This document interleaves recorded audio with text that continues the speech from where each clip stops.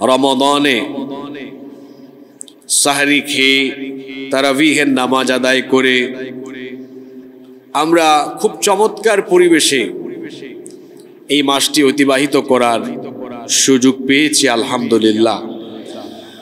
কিন্তু ফিলিস্তিনে, গাজায় আমাদের ভাই বোনরা অসহায়ের মতো রমাদানের দিবসগুলো অতিবাহিত করছেন। এবং আপনারা জানেন, গত দুদিন আগে গভীর রাতে অসভ্য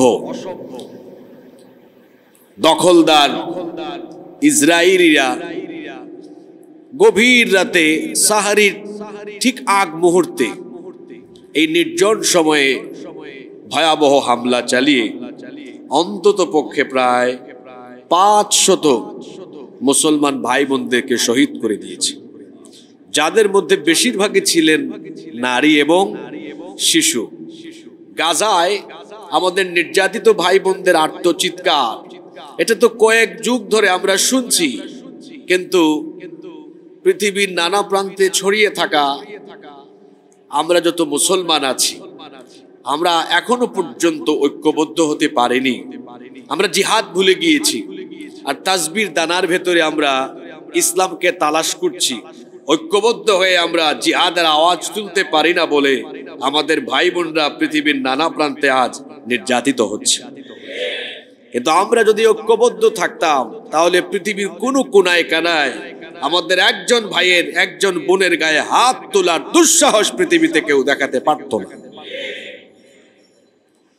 আজকে কোরআনের ওই আয়াত আমার মনে পড়ছে, ওয়ামা লাকুম লা তুকাতিলুনা ফি সাবিলিল্লাহ। আর তোমাদের কি হলো, কেন তোমরা আল্লাহর পথে লড়াই করছো না সেই সকল দুর্বল ঈমানদার নারী, পুরুষ এবং শিশুদের জন্য? ওয়ামা লাকুম লা তুকাতিলুনা ফি সাবিলিল্লাহি ওয়াল মুস্তাদআফিনা মিনান নিসাই ওয়াল উইলদান। কেন তোমরা তাদের জন্য লড়াই করছো না যে সকল দুর্বল ঈমানদার নারী, পুরুষ আর শিশুরা আর্তচিৎকার করছে, যারা বলছে রব্বানা আখরিজনা মিন হাযিহিল ক্বরিয়াতি যালিমি আহলুহা ওয়াজআল লানা মিন লাদুনকা ওয়ালিয়া ওয়াজআল লানা মিন লাদুনকা নাসীরা। যারা বলছে, হে রব, আমাদেরকে এই জালিমদের অধ্যুষিত অঞ্চল থেকে বের করে দাও, আমাদের জন্য সাহায্যকারী পাঠাও, আমাদের জন্য অভিভাবক পাঠাও। এই আয়াত যে প্রেক্ষাপটে নাজিল হয়েছিল, সেই সময় তো কোরআন নাজিলের ধারাবাহিকতা ছিল, কিন্তু আল্লাহর নবী দুনিয়া থেকে চলে গিয়েছেন। লাওহে মাহফুজ থেকে কিয়ামত পর্যন্ত আর ওহী অবতরণ হবে না।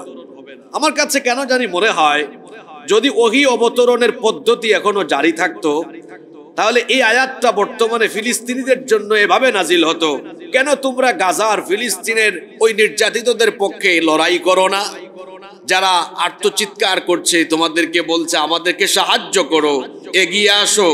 হয়তো কোরআন নাজিল হচ্ছে না, কিন্তু এই আয়াত তো আপনাকে এই কথাই বলছে। আপনি রোজা রাখছেন আরামে, আপনি খুব ভালোই আছেন, কিন্তু মুসলমানরা তো হবে এমন, আল মুমিনুনা কাল জাসাদিল ওয়াহিদ, তারা হবে একই দেহের ন্যায়।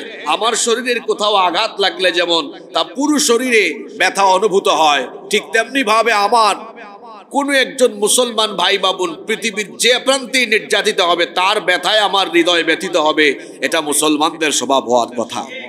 কিন্তু আপনারা দেখেন, আরব বিশ্বের খলিফারা ঘুমিয়ে আছেন, মাঝে মাঝে অল্প স্বল্প কিছু কথাবার্তা বলেন, আর বাদ বাকি মুসলমানদের অবস্থা আর নাই বা বললাম। ওআইসি নামে আমাদের একটা মুসলিম দেশগুলোর সংগঠন আছে, তাদের তৎপরতাই বা কি? আমার কাছে তো মনে হয় আমাদের মুসলমান যে 57-58টি দেশের রাষ্ট্রপ্রধান আছেন, তারা যদি একত্রিত হয়ে একটা বিবৃতি, স্টেটমেন্ট একসাথে দিতেন, তাহলে অসভ্য দখলদার ইসরায়েলিরা আর কখনোই এত বড় দুঃসাহস করার সাহস কখনো পেত না। আমরা এই হামলার তীব্র নিন্দা জানাচ্ছি। তার পাশাপাশি আমরা সতর্ক করছি, কুদস, কোরআনে এই শামের অঞ্চলকে বলা হয়েছে আল আরদুল মুকাদ্দাসা। এই পবিত্র ভূমি আমাদের, 1 ইঞ্চি জায়গাও অসভ্য দখলদার ইসরায়েলিদের নয়। এই মাটি তারা দখল করে রাখতে পারবে না, কারণ এই মাটিতেই আসবেন এই মাটিতেই আসবেন এবং হেডকোয়ার্টার স্থাপন করবেন ইমাম মাহদী আলাইহিস সালাম। এখানে দাজ্জালকে কতল করা হবে।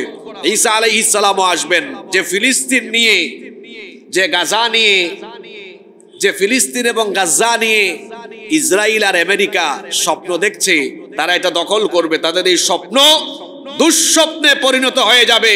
বরং ওই মাটিতে ইসরায়েলিদের কবর রচনা হবে এবং কিয়ামতের আগে এই ভূমি থেকে গোটা পৃথিবীকে শাসন করা হবে। এটা কি আমার কথা না, এটা বলে গিয়েছেন মুহাম্মাদুর রাসূলুল্লাহ সাল্লাল্লাহু আলাইহি ওয়াসাল্লাম। আমার আপনার কথা মিথ্যা হতে পারে, কিন্তু আল্লাহর কথা, রসুলের কথার ভেতরে কোনো ফাঁকফুকর থাকতে পারে। এজন্য আমেরিকা যারা নিজেদেরকে সুপার পাওয়ার দাবি করে, তারা কিন্তু সুপার পাওয়ার থাকবে না। পৃথিবীর মানচিত্র থেকে তারা হারিয়ে যাবে এবং আগামীর পৃথিবীকে নেতৃত্ব দিবে, শাসন করবে এই নির্যাতিত ফিলিস্তিনিরা। এটা বলেছেন মুহাম্মাদুর রাসূলুল্লাহ সাল্লাল্লাহু আলাইহি ওয়াসাল্লাম। আমরা তো মসজিদে হারামে, মসজিদে নববীতে যেতে পারি, যাদের সামর্থ্য আছে সুযোগ হলেই যেতে পারি। এই রমজানে অনেকে উমরায় গিয়েছেন না, কিন্তু মসজিদে হারাম আর মসজিদে নববীর পরেই মুসলমানদের কাছে পবিত্র যে মসজিদ, যেটা আমাদের কাছে মক্কার মসজিদে হারাম আর মদিনার মসজিদে নববীর পরেই যে মসজিদ আমাদের হৃদয়ে আমরা ধারণ করি, সেই মসজিদের নাম কি? মসজিদে আকসা। এই মসজিদের তো অনেক ঐতিহ্য আছে, এটা নিয়ে আমি লম্বা আলোচনাও এখানে করেছিলাম একবার। এই মসজিদ তো আমাদের আগেকার কিবলা ছিল এবং এই মসজিদের আশেপাশে পৃথিবীর বহু নবী রাসূলদের আগমন হয়েছে, হাজার হাজার নবী রাসূলদের আগমন হয়েছে এই এলাকাকে কেন্দ্র করে। এবং এটি এমন একটি মসজিদ, যেই মসজিদে মেরাজের রাতে আল্লাহ সমস্ত পয়গাম্বরদেরকে একত্রিত করেছেন। আল্লাহু আকবার। এটা সেই মসজিদ যেই মসজিদে প্রত্যেক পয়গাম্বরের পদধ্বনি হয়েছে। সুবহানাল্লাহ পড়বেন না? এটা সেই মসজিদ যেই মসজিদে আল্লাহর হাবিব মেরাজের রজনীতে যাত্রা বিরতি হয়েছিল এবং মেরাজের রাতে সকল নবী রাসূলদের তিনি ইমামতি করেছিলেন। সুবহানাল্লাহ। এজন্য এই মসজিদে আকসা এবং এর আশপাশের অঞ্চল পৃথিবীর একজন তাওহীদবাদী মুসলমান বেঁচে থাকতে কেড়ে নিতে পারবে না ইনশাআল্লাহ। আসলে আমাদের মধ্যে সবচেয়ে যে জিনিসটার অভাব, সেটা হলো ঐক্য। বৈশ্বিকভাবেও আমরা ঐক্যবদ্ধ নই। জাতি হিসাবে দেখেন, আমরা এই বাংলাদেশে আমরা ঐক্যবদ্ধ নই। গত কয়েক মাসের কামরা কামড়িতে দেখেন না, এখন ফেসিবাদের পা চাটা গোলামরাও ফেসিবাদ পুনর্বাসনের সাহস করার সুযোগ পেয়েছে। কড়া ভাষায় সতর্ক করছি, এদের পুনর্বাসনের চেষ্টা যারা করবে তাদের পরিণতি যা হয়েছে, এদের পুনর্বাসনের চেষ্টা যারা করবে তাদের পরিণতি তার চাইতে ভয়ঙ্কর হবে। আজকে কড়া ভাষায় সতর্ক করছি। হাসনাত আব্দুল্লাহ ফেসবুকে একটা পোস্ট দিয়েছে গতকাল, আপনারা দেখছেন কিনা? ওয়াকারের কি নতুন করে কোনো কিছুর খায়েশ উঠেছে নাকি? আমি আপনার নামটা সুন্দর করে নিতে পারলাম না বলে দুঃখিত। হ্যাঁ, আপনার কি নতুন কিছু করার খায়েশ উঠেছে নাকি? সাবধান হয়ে যান। ভারতের মতো দেশ এর আগের মাদার অফ টেরোরিস্টকে সাপোর্ট দিয়ে তাকে রাখতে পারে নাই। আপনার মতো ওয়াকার সকার বকার আপনিও পুনর্বাসনের চেষ্টা করে পারবেন না। সময় থাকতে সাবধান হয়ে যান। আমরা জাতি হিসাবে ঐক্যবদ্ধ নই, আবার ঐক্যবদ্ধ হন। ঐক্যবদ্ধ হওয়া দরকার আছে। নিজেরা নিজেদের মধ্যে দূরত্ব বাড়াবেন না। নিজেরা নিজেদের মধ্যে দূরত্ব বাড়ালে আবারও বাংলাদেশের ভাগ্যাকাশে এমন কালো অন্ধকার চলে আসতে পারে, আবারও এটার ফজর হতে দেখা যাবে কয়েক যুগ লাগতে পারে। নিজের পায়ে নিজে কুড়াল মাইরেন না, নিজের পায়ে নিজে কুড়াল মাইরেন না। সিদ্ধান্ত নেওয়ার ক্ষেত্রে বিচক্ষণতার সাথে সিদ্ধান্ত নিতে হবে। আপনারা আমাকে বলেন তো, কয়েকটা প্রশ্ন করি। আজকে প্রায় 8 মাসের বেশি সময়, 8 মাস হয়েছে নাকি? August, September, October, November, December, January, February, মানে 8 মাস চলে, 8 মাস রানিং। আপনারা আমাকে বলেন তো, যারা হাজার হাজার মা বাবার বুক খালি করেছে, সেই হত্যাকারীদের বিচার কি হয়েছে? জোরে বলেন হয়েছে? হওয়া দরকার ছিল কি ছিল না? বিচার হলো না। তারপরে আসেন, দেশের টাকা, জনগণের টাকা যারা বিদেশে পাচার করলো, চুরি করলো, তাদের বিচার কি হয়েছে? এই বিচার হওয়া দরকার ছিল কি ছিল না?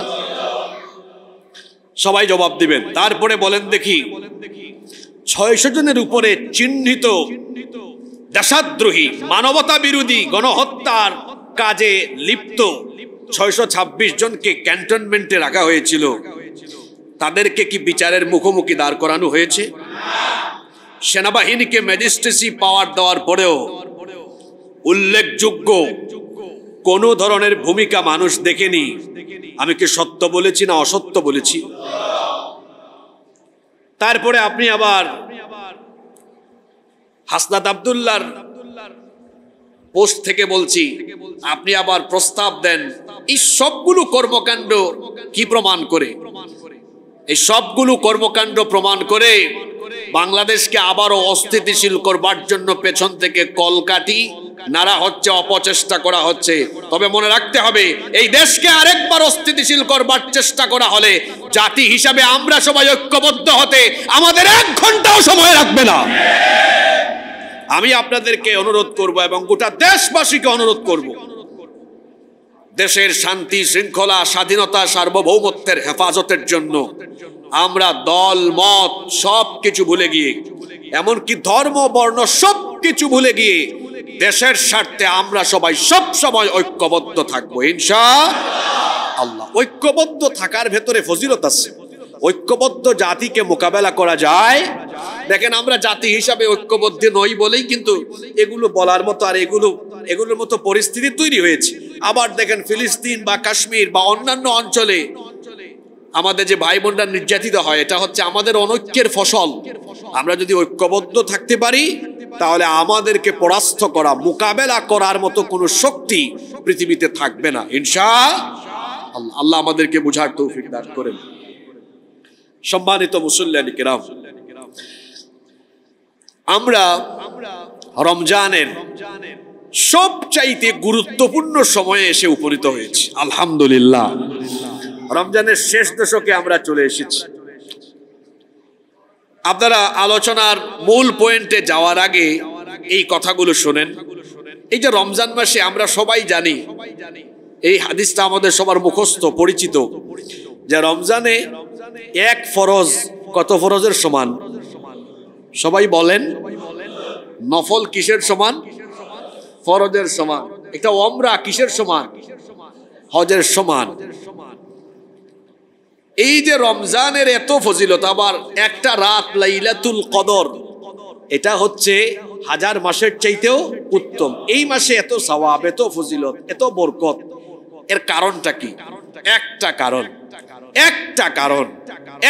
কারণ, সেটা হলো শাহরু রমাদান আল্লাযী উনজিলা ফীহিল কোরআন। কোরআন নাজিলের কারণে 11 মাসের চাইতে এই মাসটার সম্মান যিনি বাড়িয়ে দিয়েছেন তিনি কে? এখন আপনারা আমাকে এই প্রশ্নের জবাব দেন, কোরআন নাজিল হয়েছে রমজানের প্রথম 2 দশকে নাকি শেষের দশকে? জোরে বলেন। শেষের দশকে। তাহলে রমজানের প্রথম 20 দিনের তুলনায় শেষের 10 দিন গুরুত্বপূর্ণ কম না অনেক অনেক বেশি? কিন্তু আশ্চর্য কথা হলো, আমাদের দেশের মুসলমানদেরকে দেখা যায় রমজানের প্রথম 10, 15, 20 দিন যতটা গুরুত্ব দেয়, শেষের 10 দিনকে অত বেশি গুরুত্ব দেয় না। প্রথম 20 দিন খুব ইবাদত বন্দেগী করে। এমনকি বাংলাদেশে বহু মসজিদে কিন্তু তারাবির নামাজে খতমুল কোরআনও কি বলেন শেষ হয়ে যায়নি। অথচ রমজানের প্রথম 20 দিনের তুলনায় শেষের দশকের ফজিলত কম না বেশি? তা আপনি প্রথম 20 দিনেই কাম সেরে ফেললেন, শেষের 10 দিন আপনি করবেনটা কি? আপনি আগে ভাগেই অবসরে চলে গেলেন। অথচ নবী করিম সাল্লাল্লাহু আলাইহি ওয়াসাল্লাম প্রথম 20 দিন যে ইবাদত করেছেন তার চাইতে বহু গুণ বেশি ইবাদত করেছেন শেষের দশকে। সুবহানাল্লাহ।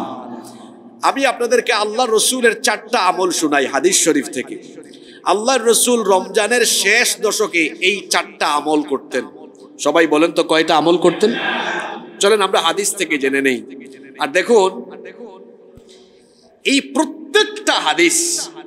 প্রত্যেকটা হাদিসের রাবি, বর্ণনাকারী কে? প্রত্যেকটা হাদিসের বর্ণনাকারী সাহাবী হচ্ছেন আম্মা জান আয়েশা রাদিয়াল্লাহু আনহা।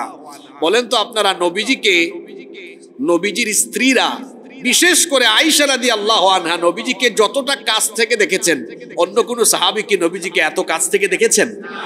তাহলে আগেই হাদিসটা শোনার আগে উপলব্ধি করুন, বর্ণনাকারী সম্পর্কে আপনি একটু জানার চেষ্টা করুন, একটু উপলব্ধি করুন। তো প্রত্যেকটা হাদিস এখন বলবো, এই সবগুলার বর্ণনাকারী হচ্ছেন উম্মুল মুমিনিন আয়েশা রাদিয়াল্লাহু আনহা, যিনি রাসূলকে সবচেয়ে কাছ থেকে দেখেছেন। সুবহানাল্লাহ। রমজানের শেষ দশকে আল্লাহর রাসূল এই 4টা কাজ করতেন, আর এই 4টি কাজের বর্ণনা দিচ্ছেন আম্মা জান আয়েশা রাদিয়াল্লাহু আনহা, যিনি আল্লাহর রাসূলকে সবচাইতে কাছ থেকে দেখেছেন। প্রথম হাদিসটি বলছি মুসলিম শরীফ থেকে। আন আয়েশা রাদিয়াল্লাহু আনহা قالت كان رسول الله, আমরা সবাই বলি সাল্লাল্লাহু আলাইহি ওয়াসাল্লাম, يجتهد في العشر الأواخر من رمضان ما لا يجتهد في غيره। আল্লাহর নবী আম্মা জান আয়েশা রাদিয়াল্লাহু আনহা বলেছেন, রাসূল করিম সাল্লাল্লাহু আলাইহি ওয়াসাল্লাম রমজানের শেষের দশকে যে পরিমাণ ইবাদত বন্দেগীর জন্য প্রচেষ্টা করতেন, অন্য কোন সময়ে এত বেশি চেষ্টা করতেন না। এই হাদিস আমাকে আপনাকে কি বার্তা দিল? 1 নাম্বার যে আমল আমরা পেলাম, আল্লাহর রাসূল সারা বছরের মধ্যে সবচেয়ে বেশি আমল করতেন রমজানের শেষের দশকে। 2 নাম্বার আমল ছিল, ইমাম আহমদ বিন হাম্বল রাহিমাহুল্লাহ তার মুসনাদের ভেতরে হাদিস বর্ণনা করেছেন। এই হাদিসেরও বর্ণনাকারী সাহাবী হচ্ছেন আম্মা জান আয়েশা রাদিয়াল্লাহু আনহা। তিনি বলছেন, কানা রাসূলুল্লাহ সাল্লাল্লাহু আলাইহি ওয়াসাল্লাম ইয়াখলিতুল 20 বিসালাতিন ওয়া নাওম। রাসূল করিম সাল্লাল্লাহু আলাইহি ওয়াসাল্লাম রমজানের প্রথম 20 দিন রাতের বেলা কিছু সময় ইবাদত করতেন, সালাত আদায় করতেন, আবার কিছু সময় ঘুমাতেন। ফাইদা কানা লাশ শাম্মারা ওয়া শাদ্দাল মিজার, কিন্তু যখনই রমজানের শেষ দশক আসতো আল্লাহর নবী কোমর বেঁধে দাঁড়িয়ে যেতেন। আল্লাহর নবী তার কোমরকে শক্ত করে বাঁধতেন। মুহাদ্দিসিনে কেরাম এর ব্যাখ্যায় বলেছেন, অর্থাৎ শেষের দশকে আল্লাহর নবী তার স্ত্রীদের সাথে যে থাকতেন না, স্ত্রীদের কাছে যেতেন না। আল্লাহর নবী শেষের দশকে সাংসারিক বা ব্যক্তিগত কোনো কাজ করতেন না, বরং সাংসারিক, ব্যক্তিগত, পারিবারিক সকল কাজ বাদ দিয়ে, এক কথায় এক বাক্যে যদি বলি, দুনিয়ার সমস্ত কাজ বাদ দিয়ে শেষের 10 দিন একাকিত্বে নির্জন বাসে থেকে ইতিকাফের মাধ্যমে তিনি আল্লাহর ইবাদত বন্দেগী করেছেন। 2 নাম্বার আমল পেলাম এই হাদিস থেকে, কোমর বেঁধে দাঁড়াতেন। মানে কোমরকে টাইট করে বেঁধে দাঁড়িয়ে থাকা বিষয়টা এমন নয়, অর্থাৎ সাংসারিক, ব্যক্তিগত, পারিবারিক সকল দায় দায়িত্ব, সকল প্রকার ঝামেলা থেকে নিজেকে মুক্ত করে শেষের 10 দিন শুধু আল্লাহর ইবাদতে মনোনিবেশ করতেন। সুবহানাল্লাহ। 3 নাম্বার আমল ছিল আল্লাহর নবীর, এই হাদিসটি বুখারী শরীফে এবং মুসলিম শরীফে বর্ণিত হয়েছে। আন আয়েশা রাদিয়াল্লাহু আনহা قالت كان رسول الله صلى الله عليه وسلم إذا دخل العشر أي العشر الأواخر من رمضان شد مئزره وأحيا ليله وأيقظ أهله। আম্মা জান আয়েশা রাদিয়াল্লাহু আনহা বলেছেন, যখন রমজানের শেষ দশক আসতো আল্লাহর নবী কোমর বেঁধে দাঁড়াতেন। এরপরে আল্লাহর নবী সারা রাত না ঘুমিয়ে জেগে থাকতেন।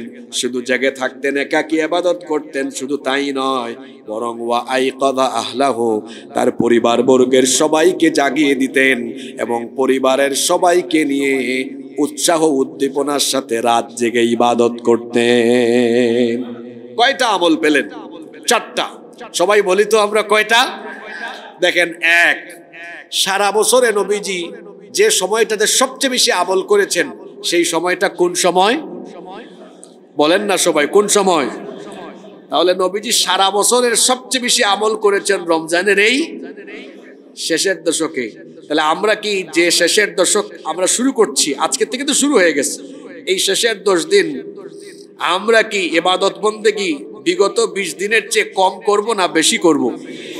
জোরে বলি ইনশাআল্লাহ।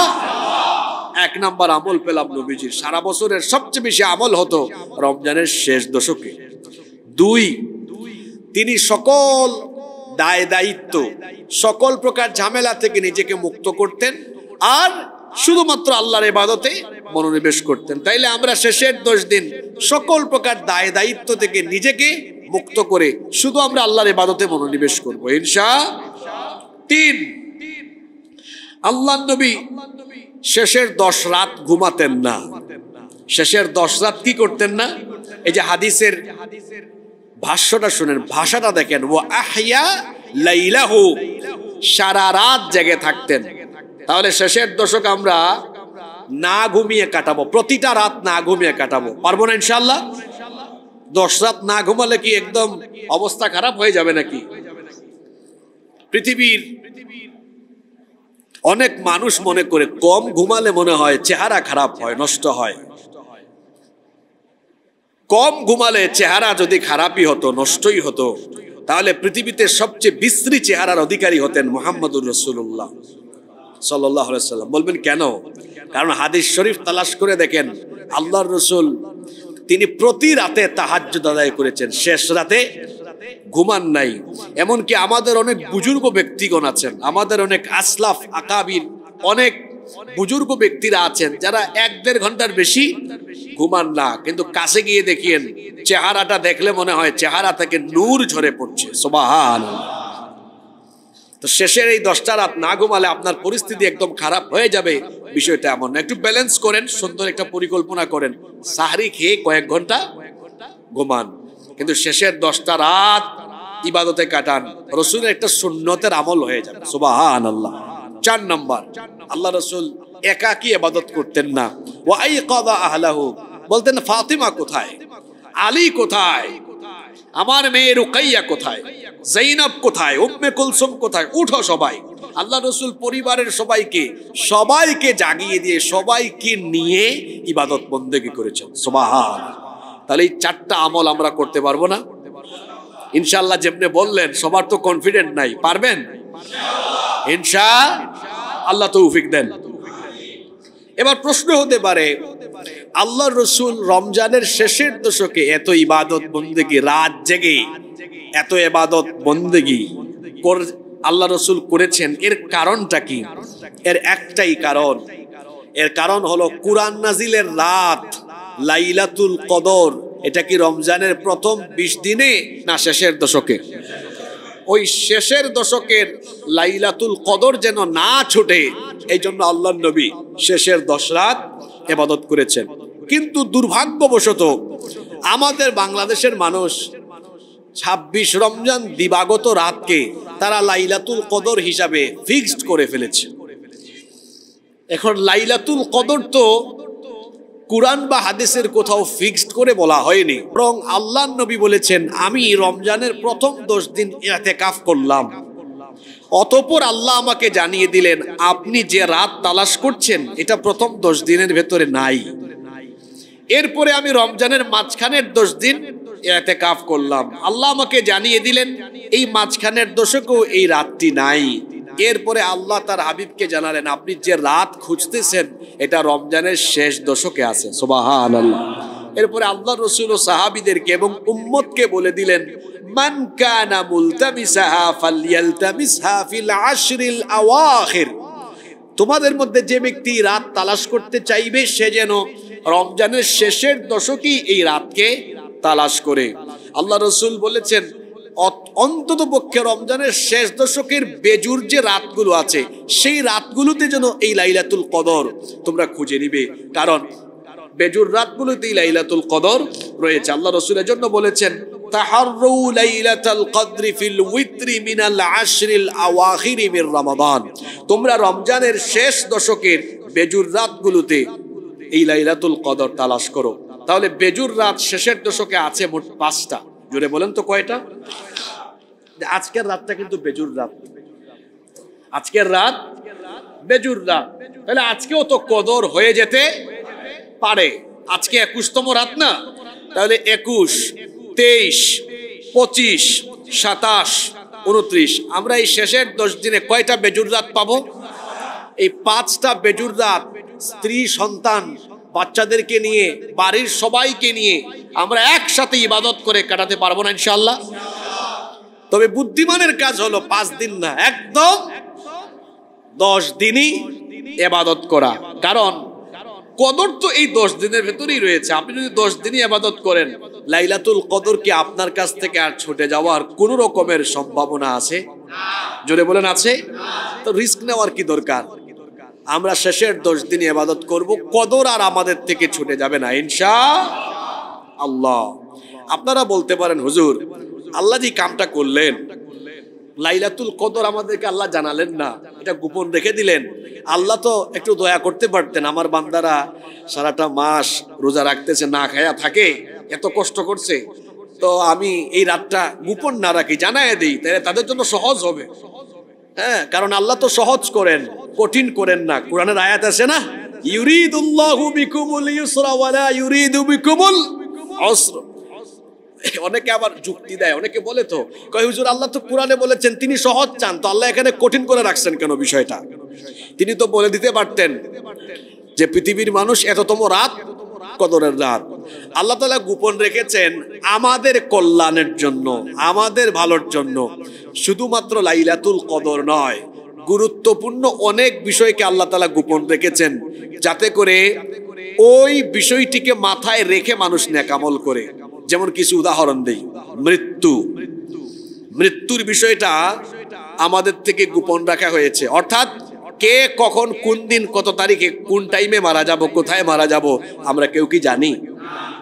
যদি জানতো তাহলে দেখা যেত আব্দুল্লাহর ছেলে আব্দুর রহিম, দেখা যেত আব্দুল্লাহর ছেলে আব্দুস সামাদ, সে জেনে ফেলেছে 2030 সালের 22 ফেব্রুয়ারি মারা যাবে।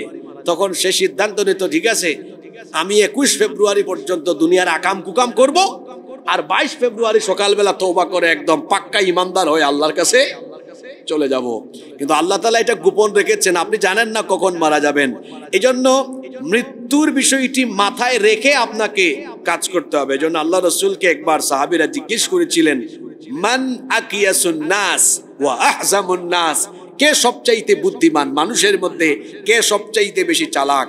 আল্লাহ রাসূল তখন বললেন, মানুষের মধ্যে সবচাইতে চালাক হলো আকসারুহুম যিকরাল লিল মাউতি ওয়া আকসারুহুম ইস্তি'দাদাল লিল মাউতি ক্বাবলাল মামাত। যে ব্যক্তি সব সময় মৃত্যুর কথা স্মরণ রেখে মৃত্যু পরবর্তী জীবনের জন্য কাজ করে, সে হলো মানুষের মধ্যে সবচেয়ে বুদ্ধিমান। সুবহানাল্লাহ। তো মৃত্যুর বিষয়টি গোপন রাখা হয়েছে, লাইলাতুল কদর গোপন রাখা হয়েছে এই জন্য, যাতে একটা রাত তালাশ করতে গিয়ে আমরা বেশি বেশি ইবাদত বন্দেগি করে আল্লাহর বেশি বেশি প্রিয় হয়ে যেতে পারি। সুবহানাল্লাহ।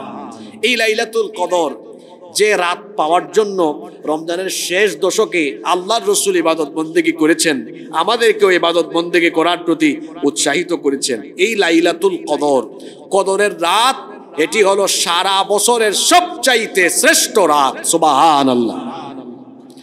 কদরের রাতের এমন 7টি বিশেষত্ব আছে যা অন্য কোন রাতের মধ্যে নাই। কয়টা বিশেষত্ব? 7টা। 1 নাম্বার, কদরের রাতটাই হলো কোরআন নাজিলের রাত। এই রাতে কোরআন নাজিল করেছেন কে? রব্বুল আলামিন কোরআনুল কারীমে বলছেন, ইন্না আনজালনাহু ফি লাইলাতিল কদর, নিশ্চয়ই এই কোরআন আমি কদরের রাতে নাজিল করেছি। তাহলে কদরের রাতের 1 নাম্বার বিশেষত্ব পাওয়া গেল, এই রাতে কোরআন যিনি নাজিল করেছেন, জোরে বলেন তো তিনি কে?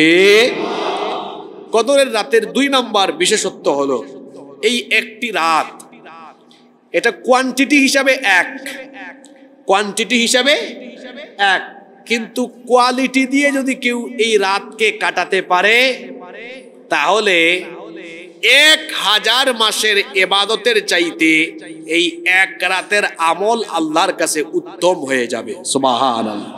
এজন্য আল্লাহ তাআলা বলছেন লাইলাতুল কদরি খায়রুম মিন আলফি শাহর।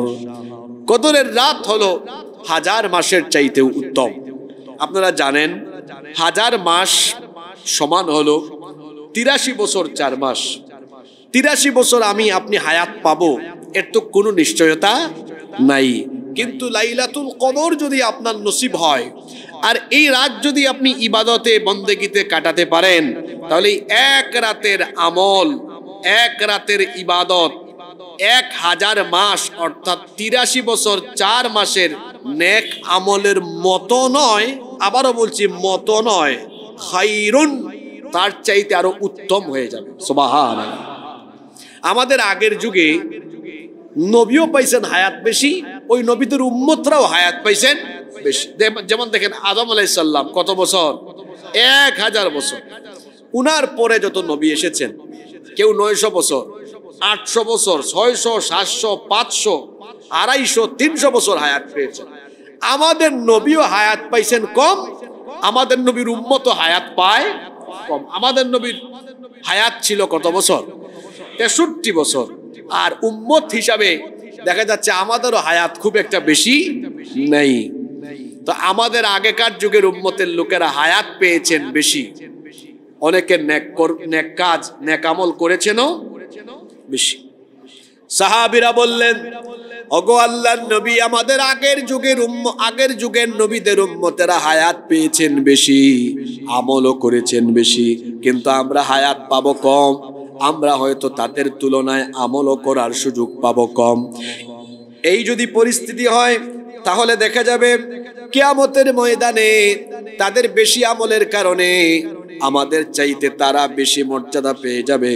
যখন সাহাবীরা এই কথা বললেন, আল্লাহর নবীকে আল্লাহ জানিয়ে দিলেন, ও আমার নবী, আপনার সাহাবী এবং গোটা উম্মতকে আপনি জানিয়ে দেন তারা যেন হতাশ না হয়, কারণ তারা হায়াত কম পেলেও তারা সুবিধা পাবে বেশি। তারা হয়তো আগের যুগের নবীদের উম্মতদের মতো লম্বা হায়াত পাবে না, কিন্তু আপনার উম্মতদের জন্য আমি বিশেষ বিশেষ কিছু রাত, বিশেষ বিশেষ কিছু সুযোগ দিয়েছি। তার মধ্যে সবচাইতে বড় সুযোগ হলো লাইলাতুল কদর। এই রাত যদি আপনার উম্মত ভালোভাবে কাটাতে পারে, এটা যদি কারো নসিব হয়ে যায়, তাহলে একটানা 1000 মাস ইবাদত করলে যে সওয়াব হবে, আল্লাহর কোনো বান্দা যদি এই রাত কাটাতে পারে, এই রাত পেয়ে যায়, তাহলে 1000 মাসের চাইতেও আরো উত্তম আমলের সওয়াব পেয়ে যাবে। চিন্তা করেন তো, তাহলে একজন মানুষ যদি 30 বছরও হায়াত পায় আর বালেগ হওয়ার পর থেকে থাকলো 18 বছর, তো 18 বছর হইল, তো যদি 18 বছরে 18টা রমজান কাটাইতে পারে আর 18টা লাইলাতুল কদর নসিব হয়, তাহলে দেখেন এটা কোয়ালিটিতে কতটা এগিয়ে গেল। কোয়ান্টিটিতে 18টা লাইলাতুল কদর, কিন্তু কোয়ালিটি দিয়ে কাটালে এটা 18,000 মাসের আমলের চাইতেও উত্তম হয়ে যাবে। সুবহানাল্লাহ। এই সুযোগটা আমরা পেয়েছি, এই সুযোগটা আমরা পেয়েছি, এই সুযোগটাকে হাত ছাড়া করা যাবে না। এই সুযোগকে ভালোভাবে কাজে লাগাতে হবে। আল্লাহ সবাইকে লাইলাতুল কদর নসিব করে দাও। কদরের রাতের 3 নাম্বার বৈশিষ্ট্য হলো, কোরআনে কারীমে আল্লাহ তাআলা সরাসরি এই রাতকে বরকতময় রাত বলে উল্লেখ করেছেন। সুবহানাল্লাহ। রব্বুল আলামিন কোরআনুল কারীমের 44 নম্বর সূরা সূরাতুদ দুখানের 3 নম্বর আয়াতে বলছেন, ইন্না আনজালনাহু ফি লাইলাতিন মুবারাকাতিন ইন্না কুন্না মুনদিরিন। নিশ্চয়ই এই কোরআন আমি এক বরকতময় রজনীতে নাজিল করেছি। তাহলে কদরের রাত এটা বরকতময় রাত, এটা কি যিনি ঘোষণা দিয়েছেন? জোরে বলেন তো, তিনি কে? কদরের রাতের 4 নাম্বার বৈশিষ্ট্য হলো, আল্লাহর নির্দেশে এই রাতে জিবরিল আমিন অসংখ্য ফেরেশতাদেরকে নিয়ে জমিনে অবতরণ করেন। এজন্য আল্লাহ বলছেন, তানাজ্জালুল মালাইকাতু ওয়ার রূহু ফিহা বিইذনি রাব্বিহিম মিন কুল্লি আমর। আল্লাহর আদেশে, রবের অনুমতি ক্রমে প্রত্যেকটি বিষয়ের চূড়ান্ত সিদ্ধান্ত নিয়ে রূহুল আমিন অর্থাৎ জিবরিল আমিন এবং ফেরেশতারা জমিনের মধ্যে অবতরণ করে। সুবহানাল্লাহ। কোন বিশেষজ্ঞ উলামা কদর শব্দের অর্থ করেছেন লাইলাতুল কদর, আয় লাইলাতুদ দীক, অর্থাৎ সংকীর্ণতার রাত্র। আপনি বলবেন কদরের রাতে আবার কি সংকীর্ণ হয়ে যায়? এর ব্যাখ্যায় তারা বলেছেন এই রাতে এত পরিমাণ ফেরেশতা নাজিল হয় যে ফেরেশতাদের পায়ের কদমের কারণে গোটা জমিনটা সেদিন সংকীর্ণ হয়ে আসে। সুবহানাল্লাহ। নাম্বার 5 নাম্বার, এই রাতের বৈশিষ্ট্য হলো, বিশেষত্ব হলো ফজর পর্যন্ত এই রাতকে শান্তিময় রাত হিসাবে যিনি ঘোষণা করেছেন তিনি কে? সালামুন হিয়া হাত্তা মাতলাইল ফজর।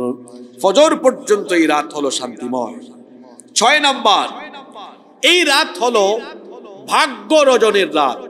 এই রাতে ভাগ্যের ভাঙা গড়া চলে। আগামী পুরো 1 বছরের সবকিছুর সিদ্ধান্ত এই রাতে আল্লাহ তাআলা চূড়ান্ত করে দিবেন। এটা ভাগ্য রজনীর রাত। এজন্য আল্লাহ তাআলা বলেছেন ফিহা ইউফরাকু কুল্লু আমরিন হাকীম। প্রত্যেক প্রজ্ঞাপূর্ণ বিষয়ের চূড়ান্ত এবং স্থিরীকৃত সিদ্ধান্ত এই রাতে যিনি দিয়ে দেন, জোরে বলেন তো তিনি কে? এই রাতের 7 নাম্বার বৈশিষ্ট্য হলো এই রাতকে যারা ইবাদত বন্দেগীতে কাটাতে পারবে ঈমান ইহতিসাবের সাথে, কেউ যদি এই রাত ভালোভাবে কাটায় আল্লাহ তার অতীতের সব গুনাহ মাফ করে দিবেন।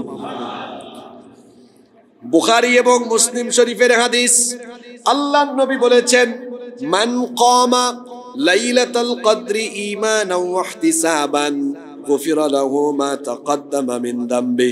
আল্লাহর নবী বলেছেন যেই ব্যক্তি কদরের রাতে ইবাদত বন্দেগীতে দণ্ডায়মান হবে, ঈমান আর ইহতিসাবের সাথে যারা এই রাত কাটাবে, আল্লাহ তাআলা ওই ব্যক্তির পিছনে সকল গুনাহ আল্লাহ মাফ করে দিবেন।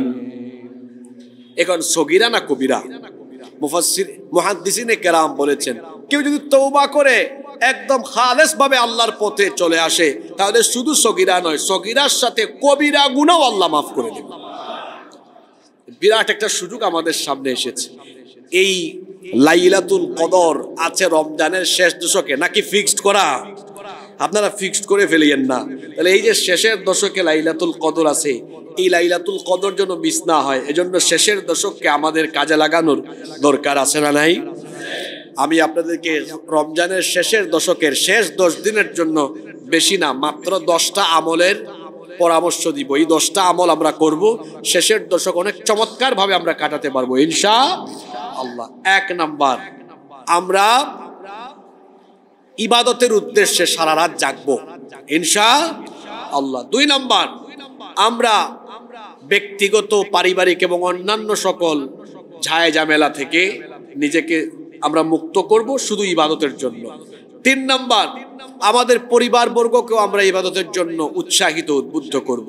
4 নাম্বার, শেষের দশকে কিয়ামুল লাইল আমরা মিস করব না।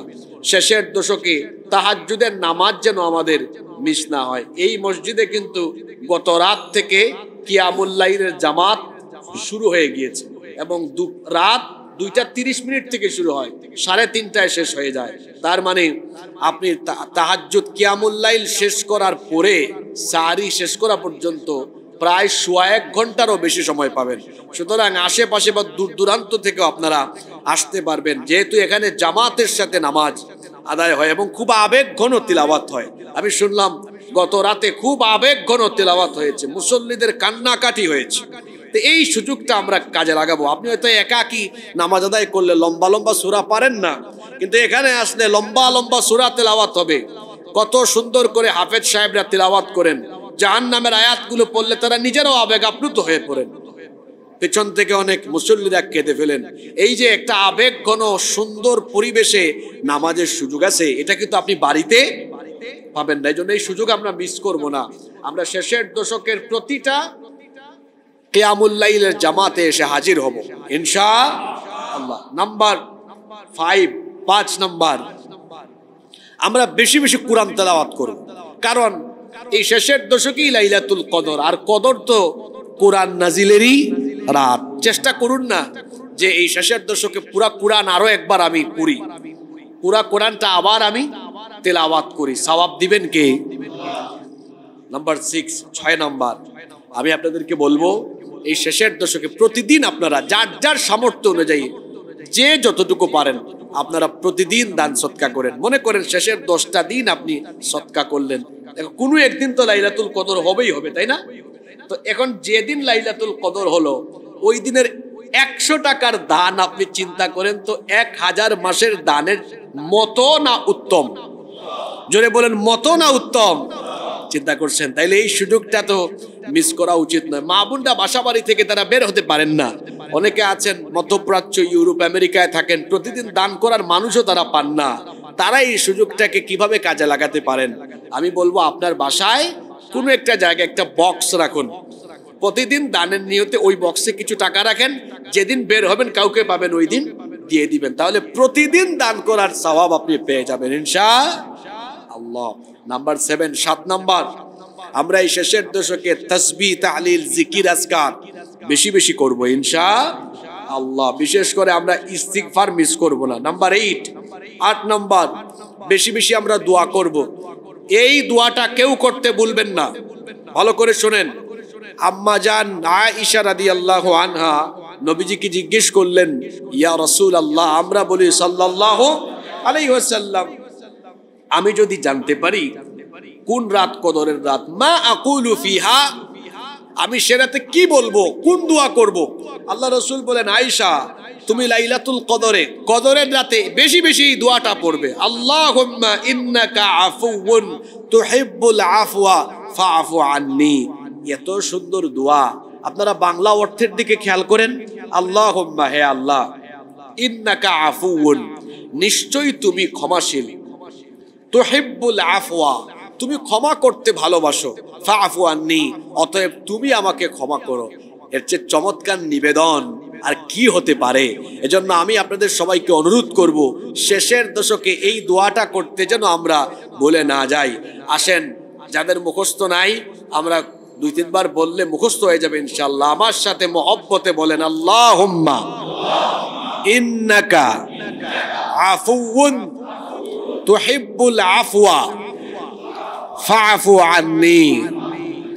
আল্লাহুম্মা ইন্নাকা আফুউন তুহিব্বুল আফওয়া ফাআফু আন্নী। এই দোয়াটা আমরা এই শেষের দশকে বেশি বেশি করতে পারবো না ইনশাআল্লাহ। নাম্বার 9, 9 নাম্বার, যারা পারবেন এই শেষের দশকে ইতিকাফ করবেন, কারণ আল্লাহর রাসূল ওফাতের আগ পর্যন্ত প্রতি বছর রমজানের শেষ দশক ইতিকাফ করেছেন, এবং আল্লাহর রাসূলের ওফাতের পরে উনার স্ত্রীগণ, আমাদের মা, তারাও ইতিকাফ করেছেন। আল্লাহ রাসূল প্রতি রমজানের শেষ দশকে ইতিকাফ করেছেন, শুধুমাত্র 1 বছর 20 দিন করেছেন। যেই বছর আল্লাহর নবী দুনিয়া থেকে চলে যান ওই বছর তিনি ইতিকাফ করেছেন কয়দিন? 20 দিন। কারণ এর আগের বছর কোনো এক কারণে তিনি করতে পারেননি, এর কারণে পরবর্তী বছর তিনি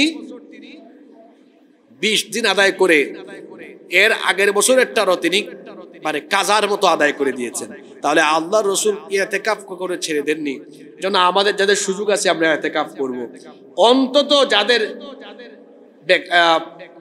বিভিন্ন ধরনের ব্যস্ততার কারণে ইতিকাফের সুযোগ না হয়, আমি বলবো অন্তত শেষের দশকে 1, 2, 3, 4, 5 রাত অন্তত আসরের পরে এসে ঢুকিয়েন, রাতের বেলা ফজর পর্যন্ত মসজিদে থেকে যাইয়েন, একটু ইতিকাফের নিয়তে আপনি বসিয়েন।